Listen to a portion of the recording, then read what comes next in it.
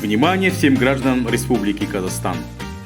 Вы боретесь с долгами и вам трудно сводить концы с концами? Правительство услышало вас и приняло меры, приняв закон о восстановлении платежеспособности и банкротстве граждан. Этот закон направлен на снижение вашего долгового бремени и ослабление социальной напряженности. Подумайте, возможно, этот закон именно для вас? Если это так, то воспользуйтесь возможностью, чтобы восстановить финансовую стабильность и начать все сначала. Обратитесь в органы государственных доходов и узнайте больше о процессе восстановления вашей платежеспособности уже сегодня. Вместе мы сможем построить лучшее будущее для всех.